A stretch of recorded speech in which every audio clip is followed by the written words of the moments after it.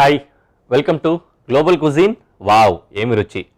French recipes అన్నింటినీ కూడా మనం ట్రై చేస్తున్నాం కదా. ఫ్రెంచ్ కుజీన్లో మనం ప్రయాణిస్తూ ఉన్నాము. డిఫరెంట్ ఫ్రెంచ్ డిషెస్తో పాటుగానే దానికి సంబంధించిన కొన్ని విషయాలను కూడా తెలుసుకుంటూ ఉన్నాము. అదే క్రమంలో ఈరోజు మనం చేసుకోబోతున్న డిష్ కూడా ఒక క్లాసిక్ ఫ్రెంచ్ డిషే. అది కూడా ఒక సాలడ్ని మనం తయారు చేసుకోబోతున్నాము.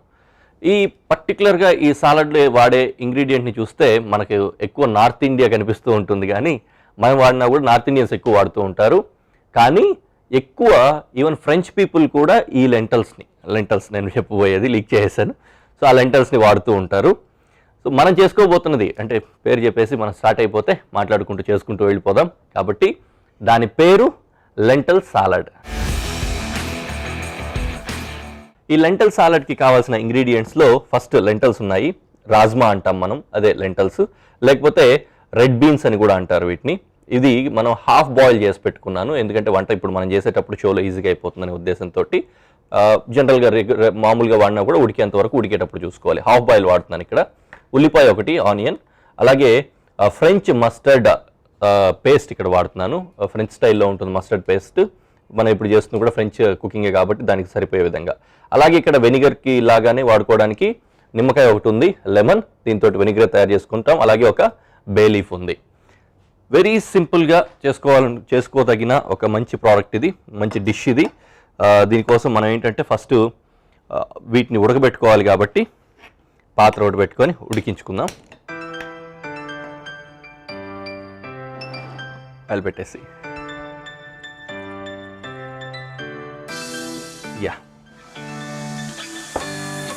సో లెంటల్స్ అనేసరికి మనకు గుర్తొచ్చేది ఏంటంటే one of the oldest grains or beans, whatever it may be, whatever we call lentil, which is known to man అన్నట్టుగా చెప్తారు ఈ రెడ్ బీన్ని.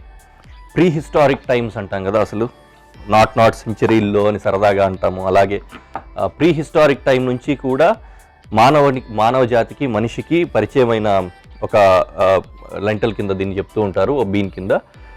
అప్పటి నుంచి కూడా మనిషి ఆహారంలో దీన్ని వాడుతూ ఉన్నారు. One of the earliest domesticated crop ఇది అన్నమాట. మొదటి నుంచి కూడా మనుషులు దీన్ని తయారు చేసుకుంటున్నారు, దాన్ని తింటున్నారు, తిని బతుకుతూ ఉన్నారు. కాబట్టి మనకు అంత అవినాభావ సంబంధం ఉందన్నమాట. అంటే పూర్వీకులకు అందరికీ కూడా హ్యూమన్ ఎరాలో. ఎందుకో సౌత్ ఇండియాలో పెద్ద ఎక్కువగా మనం వాడట్లేదు, కానీ నార్త్ ఇండియాలో బాగా ఎక్కువగా వాడుతూ ఉంటారు. సో ఇప్పుడు వాటర్ కాగిన తర్వాత దీన్ని వేసుకుందాం. జస్ట్ 4 ముక్కల కింద కోసేసుకొని బాయిల్ చేసుకుందాం. ఆనియన్, దాంతోపాటుగానే బే లీఫ్ ఒకటి,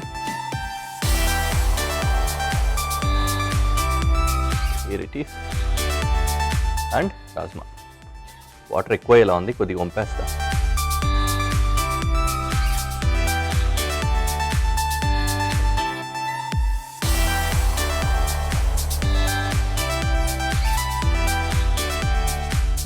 ఓకే, అది ఉడుకుతూ ఉంటుంది. మనం వెనిగర్ తయారు చేసుకుందాం. చాలా సింపుల్ ప్రాసెస్, చాలా సింపుల్ డిష్ ఇది. ఫటాఫట్ అయిపోతుంది. ఉడకడంలో ఎంత టైం పడుతుందో అంతే టైంలో మనకు ప్రోడక్ట్ రెడీ కూడా అయిపోతుంది అన్నమాట. సో మనం చేసుకోవాల్సింది ఇప్పుడు ఏంటంటే మిక్సింగ్ బౌల్ తీసుకొని వెనిగర్ తయారు చేసుకుందాం. కొద్దిగంత ఆయిల్, సాల్ట్, మస్టర్డ్ వేస్తున్నాం కాబట్టి ఆబ్వియస్లీ మస్టర్డ్ వెనిగర్ అయితే అవుతుంది ఇది. Salt and mustard paste.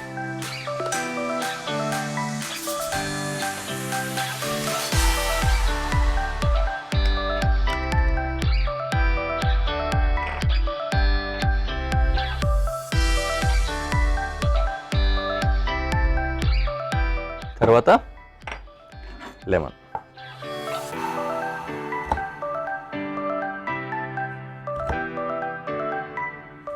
బాగా జ్యూసీగా ఉంది.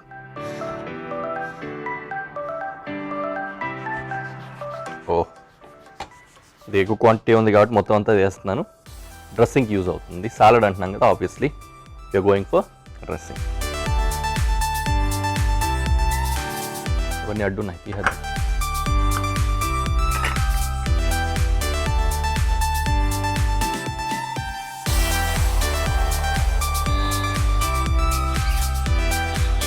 ఓకే,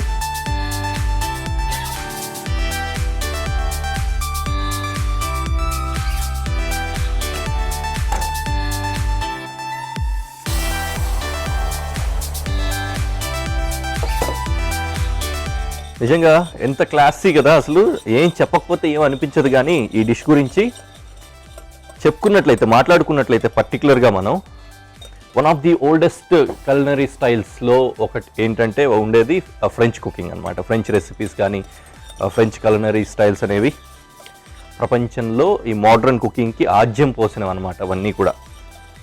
సో అలాంటి ఫ్రెంచ్ స్టైల్లో మనిషికి నిజంగానే అసలు నాగరికత కూడా తెలియక ముందు నుంచి కూడా మనిషి ఆహారపు అలవాట్లలో ఒకటిగా ఉండిపోయి మనిషిని బతికిస్తూ ఉన్న ఒక లెంటలు మనం చేసుకోబోతున్న రాజ్మా అనొచ్చు, లేకపోతే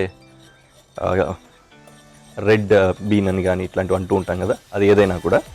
సో రెండూ కూడా చాలా చాలా చారిత్రాత్మకమైన విషయాలన్నమాట. అంటే ఒకటి ఫ్రెంచ్ కుకింగ్, రెండోది రాజ్మా. సో ఈ రెండింటిని కలిపి మనం ఇప్పుడు డిష్ లాగా వస్తుంది. అంటే రెండింటి అంటే ఒకటేమో స్టైల్, ఇంకోటేమో ఫుడ్. కోర్స్ కొద్దిగా ఆయిల్ వేస్తున్నాను, అనిపించింది. కొద్దిగా సాల్ట్ కూడా.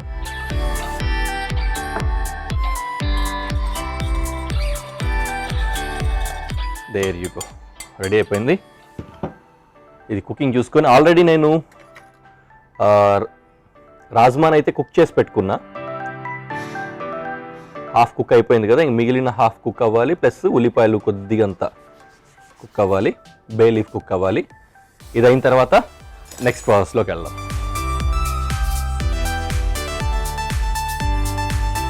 గ్రీక్స్ అయితే దీన్ని బ్రెడ్స్లో వాడుతున్నారు, బ్రెడ్లో యాడ్ చేసుకోవడానికి అలాంటి వాటికి. అలాగే ఇంకా ఆఫ్రికన్ పీపుల్ కూడా వాడతారు కొన్ని ప్లేసెస్లో. ఆఫ్రికాలో కొన్ని ఏరియాస్ సెగ్మెంట్స్ వాళ్ళైతే రైస్లో వాడుతున్నారు. రైస్ కానీ ఇట్లాంటి వాటిల్లో యూస్ చేస్తున్నారు, కొంతమంది సూప్స్లో యూస్ చేస్తున్నారు. డిఫరెంట్ పీపుల్ డిఫరెంట్ పద్ధతుల్లో లెంటల్స్ని యూస్ చేస్తున్నారు అనమాట. ఇవి నిజంగానే అసలు ఒక్కొక్క విషయం ఈ లెంటల్స్ గురించి తెలుస్తూ ఉంటే సర్ప్రైజింగ్గా ఉంటుంది. ఎంత చరిత్ర ఉంది కదా అసలు. ప్రీ హిస్టారిక్ ఏజ్ నుంచి మానవ మనుగడలో ఒకటైపోయి నాకు కూడా హిస్టారికల్ వర్డ్స్ వస్తాయి.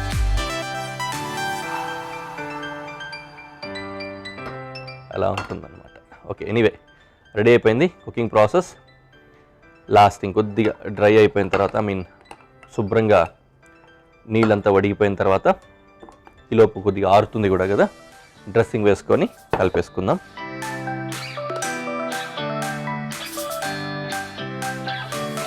సో ఇందులో ఇప్పుడు ఏమేమి ఉన్నాయి? ఉప్పు వేసుకున్నాం ఆల్రెడీ. ఇవి ఉడికించేటప్పుడు కూడా కొద్దిగా ఉప్పు వేసుకున్నాం. అది కూడా నేనైతే ఇది హాఫ్ బాక్ కుకింగ్లోనే. ఇప్పుడు డ్రెస్సింగ్ కోసం ఏదైతే చేసుకున్నాం వెనిగర్, దాంట్లోనూ సాల్ట్ ఉంది. ఇక మనకు కావాల్సిన కొద్దిగా అంతా పెప్పర్ వేసుకోవాలి, అది మాత్రం యాడ్ చేస్తాను నేను. సో ఆ బే లీఫ్ మాత్రం మనం ఏం చేయలేదు, దాన్ని క్రష్ చేయడం కానీ మ్యాష్ చేయడం కానీ ఇట్లాంటివి ఏం చేసుకోలేదు. వెరీ సింప్లీ అది ఉడికేటప్పుడు దాంట్లో వస్తున్న మైన్యూట్ ఆర్ థిన్ ఫ్లేవర్ ఏదైతే ఉంటుందో దట్ ఈస్ ఇనఫ్. కాబట్టి ఇంత పని అయిపోయింది. కూరలో కరేపాకు లాగా తీసేస్తాం, ఎందుకంటే మళ్ళీ అది పంటి కింద పడకూడదు కదా తినేటప్పుడు, అది కూడా ఉంటుంది. డ్రెస్సింగ్ అయింది కొద్దిగా. ఎంత సింపుల్ డిష్ కదా ఇది. ఇలాగే ఉండాలబ్బా. సాలడ్స్ రోజువారీ చేసుకోవడానికి బాగుంటాయి.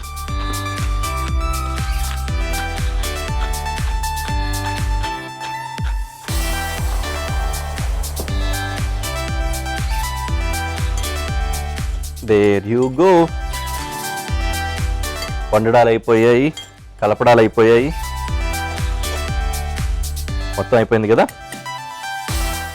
చూడడానికి ఎమ్మి ఉంది, పొగలు వస్తున్న సాలడ్ అసలు సూపర్గా ఉంది కదా. ఓవరాల్గా ఒకసారి ప్రజెంటేషన్లో పెట్టి చూద్దాం.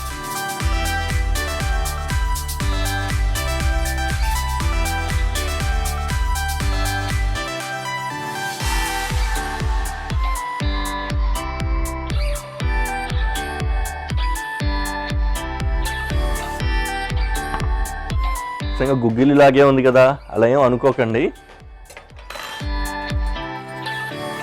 ఈజీ రెసిపీ కదా, అందుకనే చూసాం.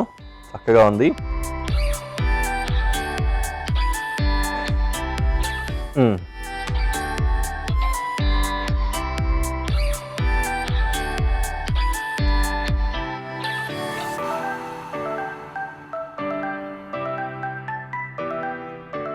నైస్. ఉప్పు పెప్పర్ కూడా సరిపోయింది సీజనింగ్స్లో. ఆ మస్టర్డ్ వెనిగర్ డ్రెస్సింగ్ అయింది కదా, అది కూడా ఆ వేరియేషన్ తెలుస్తుంది. చాలా హెల్దీ ఫుడ్, అందరికీ తినచ్చు కాబట్టి హెల్దీగా చేసి పెట్టండి. ఈవినింగ్ స్నాక్ లాగా కానీ, ఇన్ఫ్యాక్ట్ ఎప్పుడైనా డైట్లో ఉన్నవాళ్ళు కూడా లెంటిల్స్ ఆబ్వియస్లీ మంచి ఫుడే కాబట్టి ప్రత్యామ్నాయంగా కూడా తినచ్చు. చాలా చక్కగా ఉంది. కొద్దిగా వేరియేషన్ కూడా వచ్చినట్లుగా ఉంటుంది. జనరల్గా మనం పట్టుకునే ఉడికించుకొని దాంట్లో ఏదైనా సరే వేసుకొని తినడం కంటే కూడా వేరే స్టైల్లో చాలా చక్కగా ఉంది. సో ఆలస్యం ఎందుకు, మీరు కూడా వంటకాలు మొదలు పెట్టేస్తూ ఉండండి. నేను ఇది చేసేసి రెండో డిష్ కోసం కూడా రెడీ అయిపోదాం. వెల్కమ్ బ్యాక్ టు వావ్ ఏమి రుచి. అర్థమైపోయి ఉంటుంది, నేను ఇప్పుడే ఓవెన్ని రెడీ చేస్తూ ఉన్నాను. నెక్స్ట్ మనం చేసుకోబోతుంది బేకింగ్ ఐటమ్, బేకింగ్ బేస్ మీద చేసుకునేది. ఇది కూడా మనం ఫ్రెంచ్ కుజిన్లో భాగంగానే చేస్తూ ఉన్నాము. ఇందాక చేసుకున్నాం కదా, చాలా సింపుల్గా బీన్స్ తోటి చాలా మంచి డిష్ వచ్చింది, అది కూడా టేస్టీగా ఉంది. అలాగే ఇప్పుడు చేసుకోబోతుంది మాత్రం చాలా అద్భుతమైన డిష్. ఇది కూడా తక్కువ ఇంగ్రీడియంట్స్ తోటి అయిపోతుంది. ఫ్రెంచ్ కుజిన్లో చాలా చాలా ఇంపార్టెంట్ది. ముఖ్యంగా పొటాటో బేస్ తోటి తయారు చేస్తున్నాం అనమాట. పొటాటో అనేసరికి యూరోపియన్ కంట్రీస్లో ఎక్కువ మనం రైస్ ఎలా తింటున్నామో అలాగే స్టేపుల్ ఫుడ్ కింద తినే పరిస్థితి ఉంటుంది అక్కడంతా కూడా. మ్యాష్డ్ పొటాటో అంటారు, ఇంకో పొటాటో అంటారు, ఈ విధంగా రకరకాల పొటాటోస్ తయారు చేస్తూ ఉంటారు. అందులో భాగంగానే ఈరోజు మనం తయారు చేసుకోబోతుంది కూడా పొటాటో డిష్. దాని పేరు బులాంగిర్ పొటాటోస్. ఈ బులాంగిర్ పొటాటోస్కి కావాల్సిన ఇంగ్రీడియంట్స్ మెయిన్గా పొటాటోస్ కావాలి. వీటికి పైన పొట్టు తీసేసి పెట్టుకున్నాము చెక్కి. అలాగే చీజ్ కావాలి, చీజ్ కూడా డ్రై చీజ్. అలాగే ఇక్కడ ఉల్లిపాయ ఒకటి వాడుతున్నాము, ఆనియన్, ఇంకా గార్లిక్ వాడుతున్నాము. చాలా సింపుల్గా అయిపోయే డిష్ ఇది కూడా.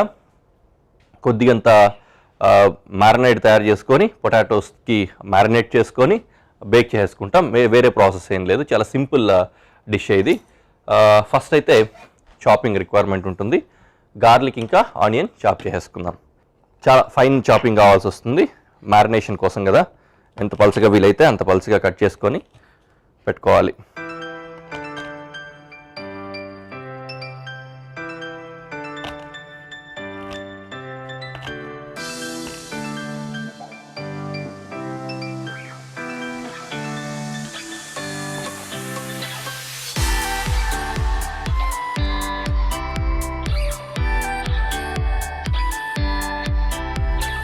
సో ఇందాకే చెప్పినట్లుగా అచ్చంగా పొటాటోస్ తినేసి బతికేస్తూ ఉంటారు అని అనొచ్చు. మేబీ వినడానికి కొద్దిగా దురుసుగా ఉన్నా ఇంచుమించు అంతే అన్నమాట. ఆ విధంగా చాలా ఎక్కువగా తింటూ ఉంటారు పొటాటోస్ అక్కడ. మంచి ఫుడ్ కూడా పొటాటోస్ నిజానికి. మనకైతే మన క్లైమాటిక్ కండిషన్స్లో కొన్ని పరిస్థితుల్లో కొంతమందికి నచ్చదు, కొంతమందికి పడదు అంటూ ఉంటారు. బట్ ఎక్కువ మంది ఎక్కువ సందర్భాల్లో తినేదైతే పొటాటోసే అనమాట. ఇన్ఫ్యాక్ట్ ఇంటర్నేషనల్ డిషెస్ ఏవైనా ఉండని, మనం పొటాటో చిప్స్ మనకు బయట నుంచి వచ్చాయి కదా, అవి కావచ్చు, లేకపోతే ఏదైనా సరే ఈ ఫాస్ట్ ఫుడ్ అన్నట్లుగా ఏదైతే ఉంటుందో వీటన్నింటిలో కూడా పొటాటో బేస్ మీదనే ఉంటాయన్నమాట. ఒకటి ప్రైస్ తక్కువగా దొరుకుతుంది, రెండోది హెల్తీగాను ఉంటుంది, ఇన్స్టెంట్ ఎనర్జీ కూడా ఇస్తుంది పొటాటో. కాబట్టి పొటాటో ఎక్కువగా వాడుతూ ఉంటారు.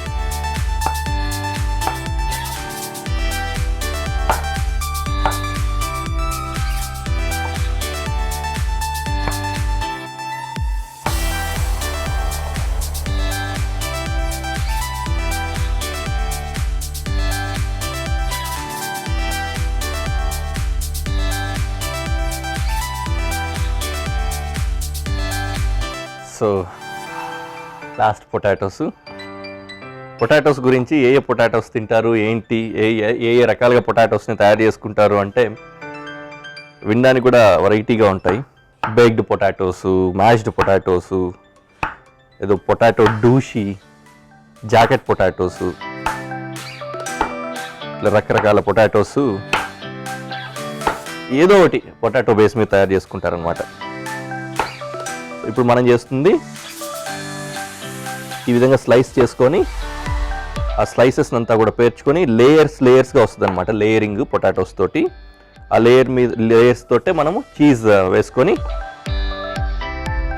బేక్ చేసుకుంటే ఆబ్వియస్లీ చీజ్ అనేది బేక్ అయిపోతే అద్భుతంగా కనిపించడమే కాదు అమోఘంగా రుచిస్తుంది కూడా.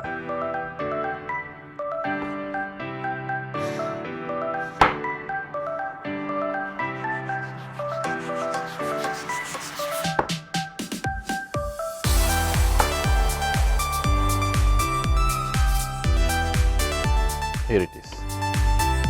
చాలా అక్కడికి దీన్ని ఓ బౌల్లో ఉంచుకుందాం.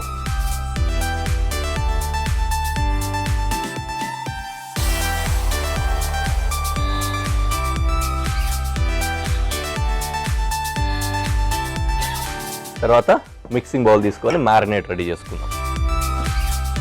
Here it is. సో ఇది అవసరం లేదు, ఇది అవసరం లేదు, ఇది అవసరం లేదు, తీసేస్తున్నా.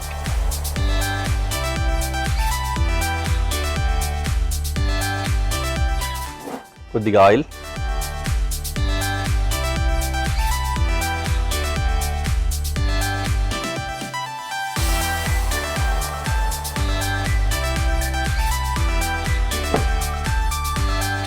కొద్దిగంత సాల్ట్ అండ్ పెప్పర్.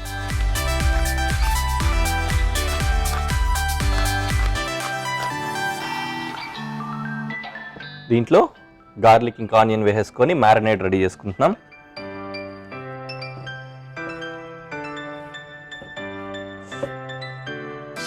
కొద్దిగా ఫ్లేవర్ కోసం పార్స్లీ కూడా వేస్తున్నా.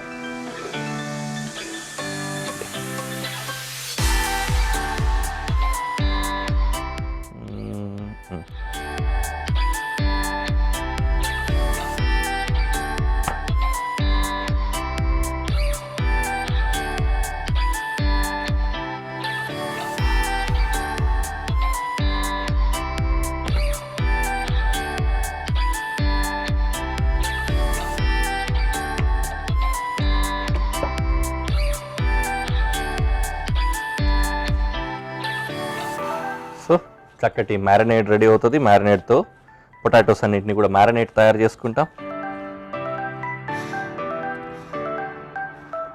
అయిపోయింది.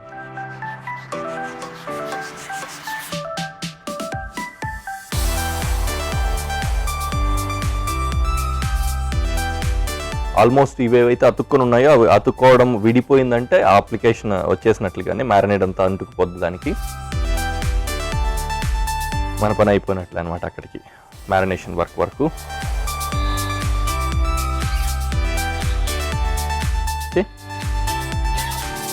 There you go. అయిపోయింది. And we are going for next process. Marination అయింది. అండ్ ఫైనల్ ఇదే కదా, మ్యారినేషన్లోనే తర్వాత మనం వేరే ఏమి టేస్టర్స్ ఇట్లాంటివి ఏవి లేవు. ఒకసారి చూద్దాం ఉప్పు కారాలు సరిపోయాయా ఏంటి అని.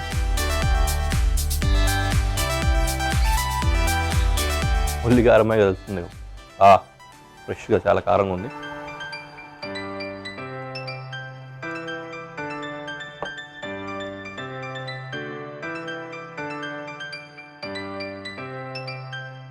రైట్ అయిపోయింది. అండ్ ఫైనలీ డిష్లో లేయర్స్గా అట్లా పెట్టేసుకొని 1 by 1 ఉల్లి వెల్లుల్లి ఇవన్నీ వస్తాయి. వచ్చినా కూడా బాగానే ఉంటాయి. అవి కూడా ఉండాలి కదా. ఈ విధంగా పరిచేసుకోవాలన్నమాట.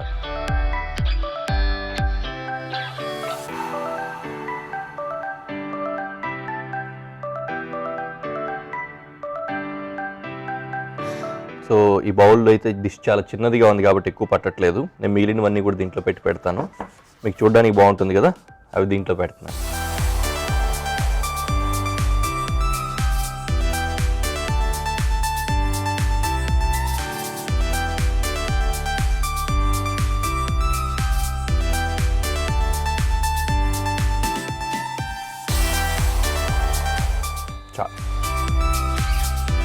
అండ్ దీని మీద నుంచి చీజ్ గ్రేట్ చేస్తాం.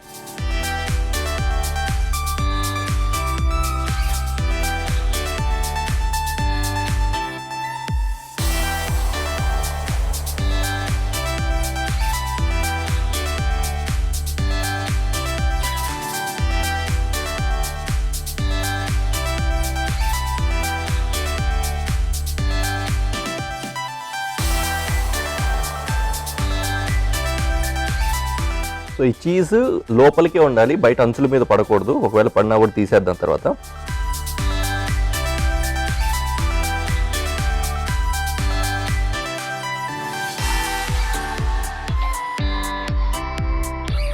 ఓకే, సరిపోయింది కదా.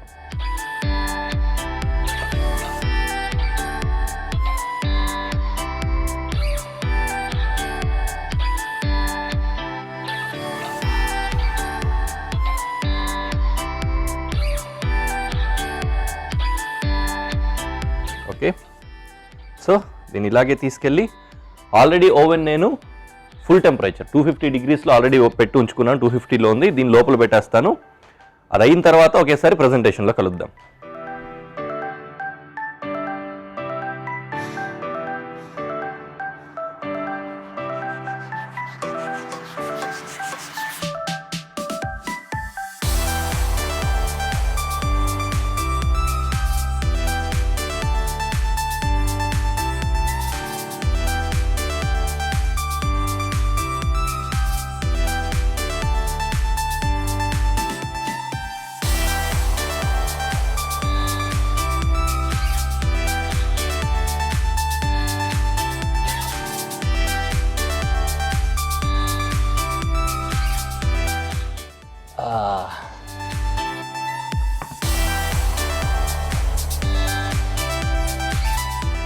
బులాంగీర్ పొటాటో.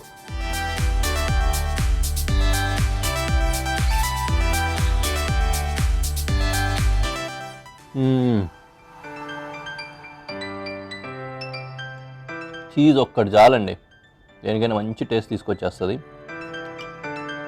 పర్ఫెక్ట్గా కుక్ అయిపోయి బేక్ అయ్యి దాంతోపాటు కాంప్లిమెంట్ చేస్తూ చాలా చాలా బాగుంది. ఐ టోలీ బిలీవ్ మీరు కూడా తయారు చేసుకొని తింటారనుకుంటున్నా, మిస్ అవ్వద్దు. సో ఈరోజుకి ఫినిష్ చేస్తున్నాం. మరో 2 recipes తోటి నెక్స్ట్ ఎపిసోడ్లో మళ్ళీ కలుద్దాం. Thank you.